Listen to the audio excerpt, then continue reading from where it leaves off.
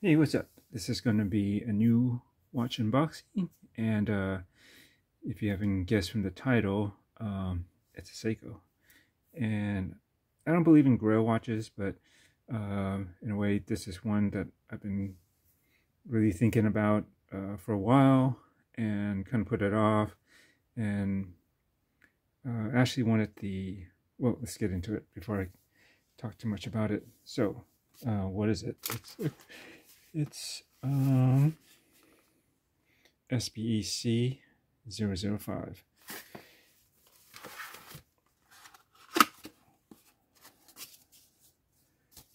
Side.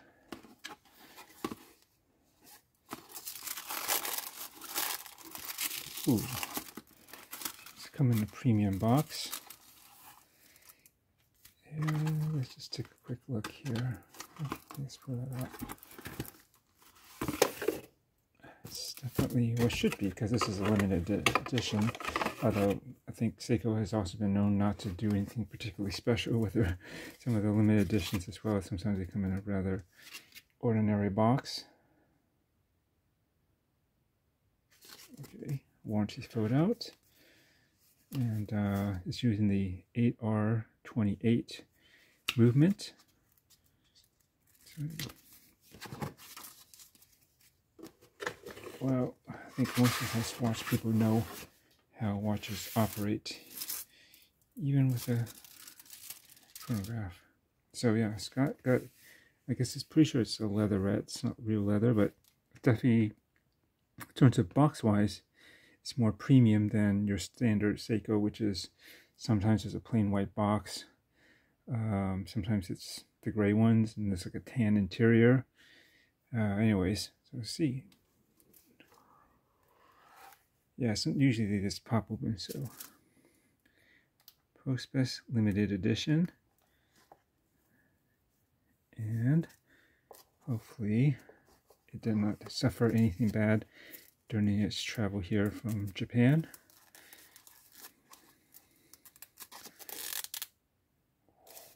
There it is. Ta-da! Oh.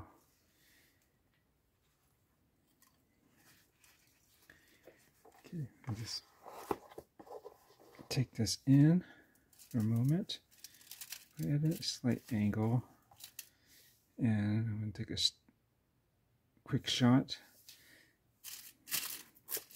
Perhaps it could be for my title or cover page. Excuse the lighting. Let me maybe angle it so you can. It's not going to be. You won't be in the shadows as much. Yeah, I don't need to pick up the box. Here, pick this up.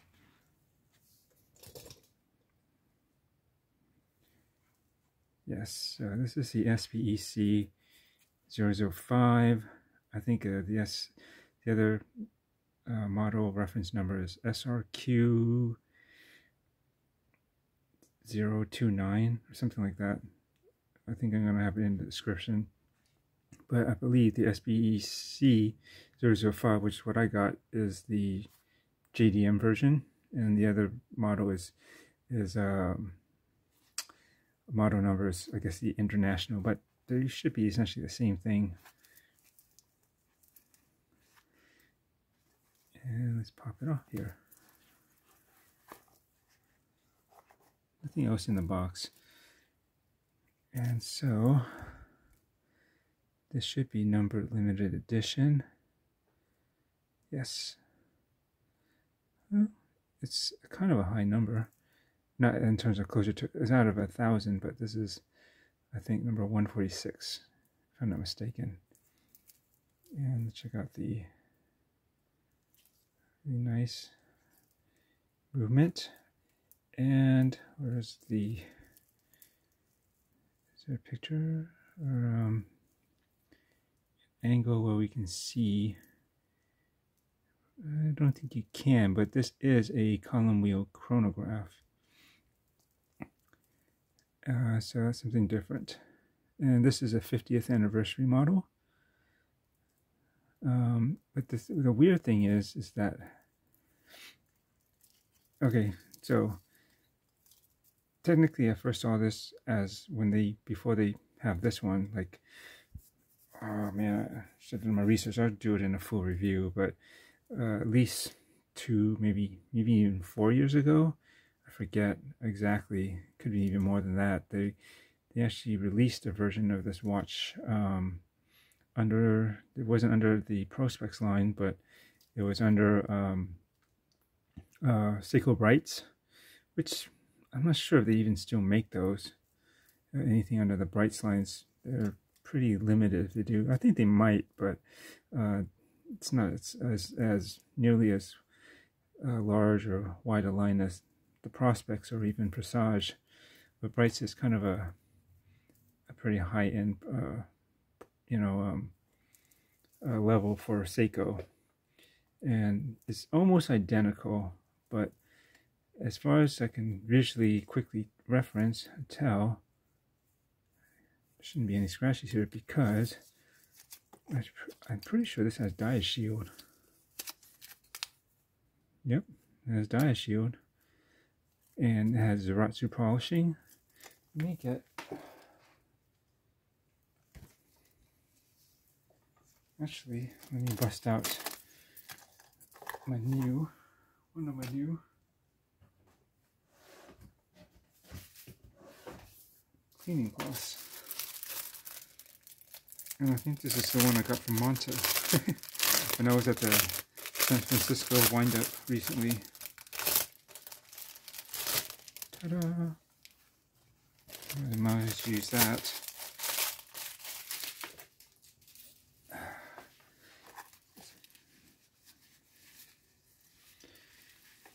And anyway, so I was saying that the difference between this and the previous one. The previous one, basically the dial is the same, except it said just said Seiko, I think. It didn't say Brights, or did it? I don't remember it saying that. I think it might have said it on the back. And I'm pretty sure it had like a larger, like 50th anniversary kind of label or something on the display case back as well. And I think it was tinted too, potentially.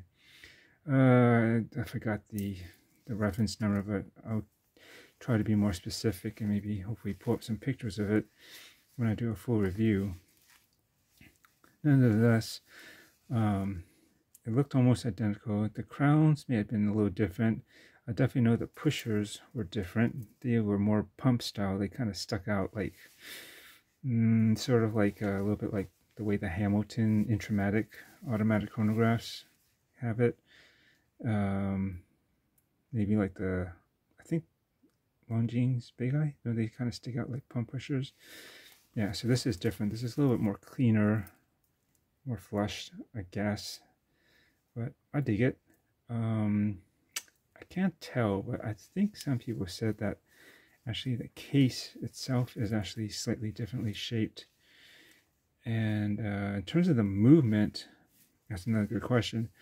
I probably should look this all up. They might have, I think this should be the same movement, but they may have made some improvements since that that first model. But I really like the way this turned out, and I don't know, I just love the way this dial is. It's got that brush finish. Let me see if I can get, come on, focus. Focus. Sorry, I can't. I'm trying to see if it's really focusing for you. Maybe if I zoom up a little bit. There we go. Let's do that for now.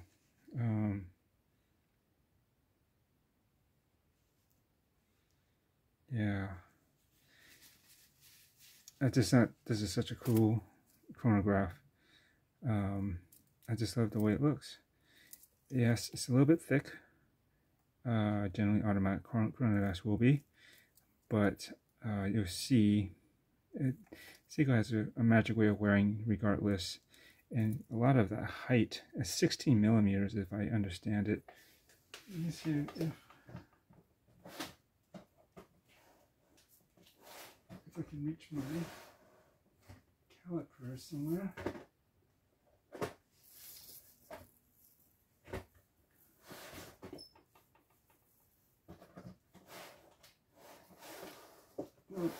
it's a bit hidden, sorry. But as far as I know, it should be about 16, and that's including this box sapphire crystal. So you can see it's pretty thick. So this case itself, what is this? At least 2, maybe at least, I would say at least 3, potentially 4 millimeters or so. I don't know. We'll see. I do all the measurements, but just love the way this dial looks. And I like the fact that it's like this kind of asymmetrical offset kind of panda style. And I'll bring this in the review, but yes, some hardcore enthusiasts are kind of peeved at the fact that, okay, this pays tribute to the like 6139s or 6138s, maybe more specifically.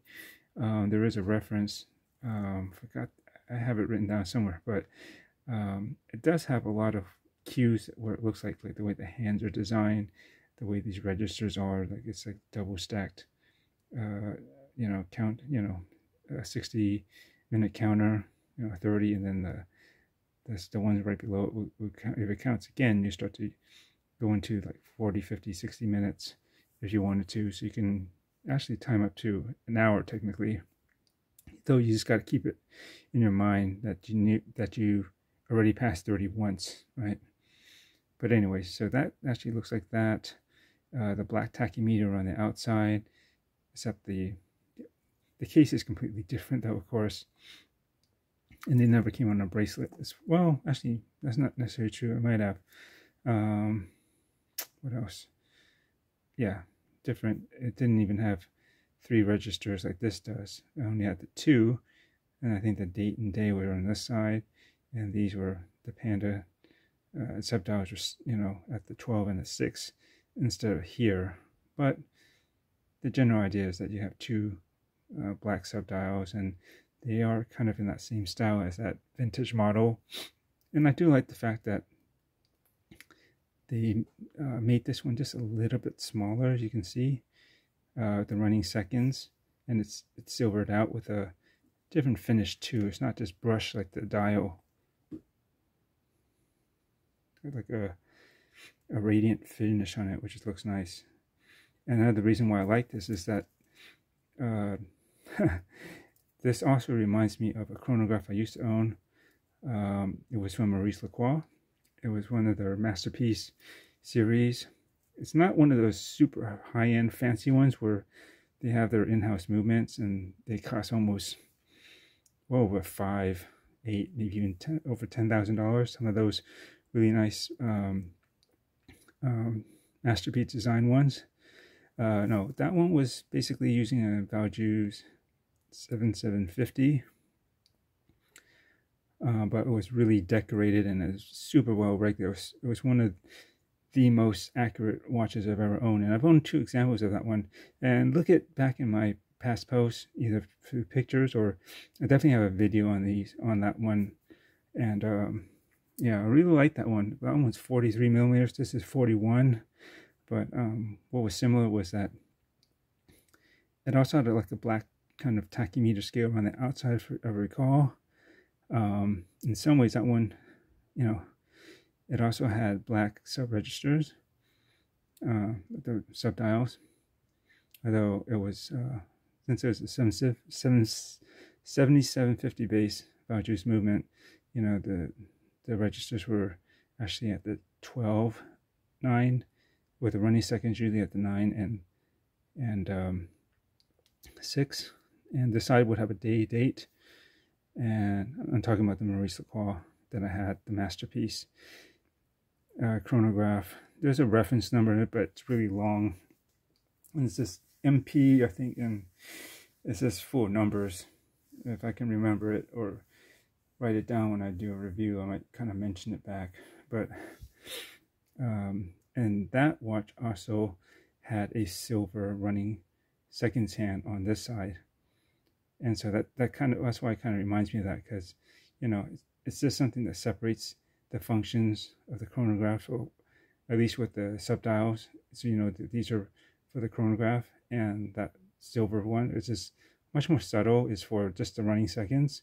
But yeah, I had it on this side. But what was cool about it was, instead of a traditional hand, there was like a silver disc on top of the, there's a subdial that's underneath that's black with all the second markings, but right covering it is actually a silver, like brushed silver dial, disc. But how you could read it is that part of that disc had like the shape of like an arrow or a hand shape, a little bit like cut out in that disc on one side, so then you can actually see through the hand, and so even through the pointer, so you can see exactly where the markings are. And then as it's rotating, you see the number of the seconds appear inside the hand. I don't know, it's a really cool looking watch, and I keep thinking about trying to find it again and buy it again, but I don't know. At this point, it's pretty good, really good value for that watch. What they put into it is a very unique case, and again, both examples I had was running super accurate, and it's just a cool watch. But I don't know, it's going over 10, maybe 14 or 15 years now, at least, since it was made. And so I was like, it probably is solid, the values is a solid movement, but, and it'll probably be fine. But I was like, I don't know if I want to dip into a watch quite that old. So anyways, me rambling. So back to this watch. Oh yeah, the other model, the Seiko Brights one that was before this, I also had a date window down here, but it was rectangular. And so if I'm not mistaken, if it was rectangular, like, kind of like oriented like the indices, then likely the date was just like your regular date wheel, but so it was probably would be seen like at an angle that followed that too, if you catch my meaning. Versus this, I guess it's more of a custom date wheel because it's oriented to read upright in this area in the 430, and I think it works fine. It kind of works with the circular, shapes that are already going on here, and it's not exactly color match. It's just, I believe it's just white in there, but it's light enough. It's small. It's perfectly centered between these markers. Sometimes you might find some that are a little bit close to one of the markers, so it's not quite 430 or wherever it might be, but usually that's the next spot if it's not going to be at the 3 or the 6, right?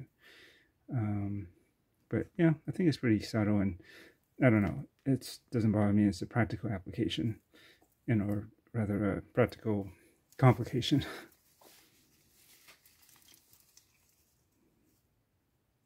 The movement is mildly decorated.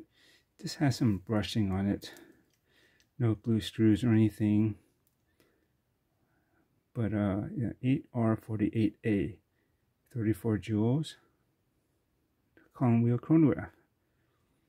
And we'll see, hopefully things pretty well regulated, but like any, I think a lot of these movements are still based off of the same general movements, and it'd be pretty easy to regulate it right there if I needed to. And this does have 100 meters water resistance. And I believe the pins are, the links are probably pin and collar. Doesn't look like friction pins as far as I can tell. No, if they were, oh, you know what? They might be, because I was going to say, if they were not, they would not have the arrow pointing which way to knock them out. So then they probably are. Because if they were just pin and collar, you could basically knock them out either way, because they'd just be held with the collar that's be in the mid link usually, right?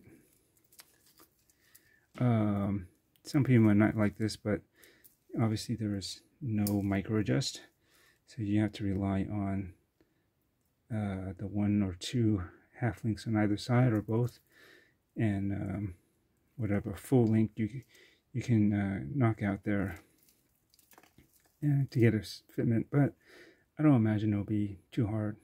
Oh, let's put this down for a sec. quick wristwatch check. I have on my, still have on my, since the weekend, my Seiko 5303-1, and it's a great watch. Really like it. And we shall take that off so we can put this on. So you have to be careful when you take this off, because this is, see, it could flop out like that. So you gotta make sure you hold on, and you gotta over, not too high, and over something where it's hopefully soft enough so you won't damage it if it does somehow flop and flip out of your hands and onto whatever is below it. But you get used to how this watch wears, or also how you put it on and off, so it's not that big a deal. Oh, interesting enough, this came with this guy. This looks like one of the new Prospex, which I used to own. Not, I can't tell it's a black and white image, but my, what was it, SBEC005? Is that what it was? It was a brown gilt dial. That one was really nice too, but I still not completely sure why I sold it. But that was a good watch. And I guess this is from an ad with I believe, a Japanese baseball player, spokesperson or spokesmodel for Seiko, obviously. And at first I couldn't tell what this was when I was kind of in the box with it, but I guess it helped pad the box, as well as a freebie, some swag, I guess. And it's probably, looks like some sort of is it some sort of towel or mat? It's probably, it looks like some sort of towel. I don't know. But anyways, I would open it up, but it still looks huge, and I don't have room in this tiny watch box, light box. And so it looks like it's milled, and look, they actually milled the, you see that? So the wide angle doesn't do much for zooming or focusing. Come on, there you go. See how it's kind of angled cut here? So this should wear pretty comfortably. It's not just like a flat, straight, you know, milled piece. It's got a little bit of curvature there, so it should work pretty nicely. But just as a test fit on my about 7-inch wrist, it's a little bit under. See, this does not wear too badly. I think it has relatively short look to lugs, even though it has male in links, but it comes down pretty sharp. And this Seiko, sorry about my greasy hands, leaving fingerprints. But I will get this sized up shortly after I do this video and start to wear this. Check it out. Let me back it up, sorry. Oops. And I'm using a pretty wide angle setting, so this may look kind of odd, maybe bigger than you think. I definitely think so, because wide angle cameras, let's make it look like it's sticking out so far, but it really isn't. I'm trying to back it up. Can you see that? I think this will work just fine. Look, there's no gap really. Because my wrists are rounded to a particular degree, but overall it should fit fine. And that's why I actually tend to do a zoom and then try to back up, because that will give you less distortion. It's actually more flattering when you use, like, especially for portraits, if you use like more of a telescopic lens, because it really reduces down the distortion and it makes things look more correct. But you just, the trick is it gets so close sometimes, and you got to really back it up further up to get things, more things into frame.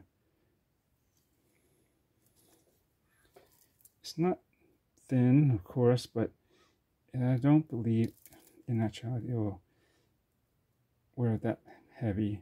Is it going to slip under a cuff? Not if you wear a cuff too tight, but I believe it still could. I don't know. I don't. Just you usually have 2 buttons. Just set it to the wider one. You'll be fine. And I was going to say something else about this, but I can't think of it right now. I would start it, but I have not wound this, so I don't know why. I'm kind of particular about that. I feel like I need to give it a full line, and there is no screw down, but it should be fine with just 100 meters of water resistance. But yeah, I think this will work similar to like an SKX on wrist, generally speaking. Not the exact same shit, but I think the overall thickness and the way it wears, of course this is going to look bigger than this.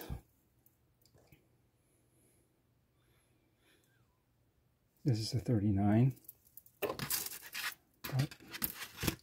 I want to bring out, let me back this up for a sec, 2 more watches. As this is my favorite Bernina Chronograph Sport.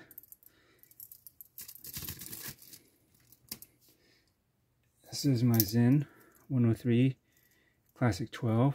It's also a limited edition for their 60th anniversary. And this guy is actually only about 1 millimeter thicker than this, but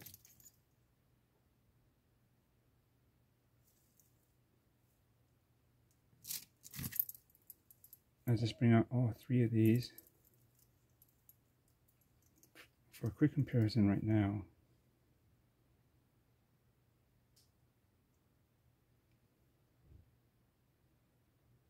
Because they're actually, I'm going to do, try to do a video later once I get this size, and hopefully I have a chance to wear it, but there's some things that are happening where I probably should make a video soon. But I think this would be a nice 3-watch mechanical or automatic chronograph comparison. Don't you think? We have a German automatic from Sinn. We have Seiko, also limited edition. This is Japanese. And we have Ferrer, which is a British company, but they are Swiss made. And these are actually all 41 millimeters. Yep. I like 41. I think that's about the largest I will do, except for certain watches.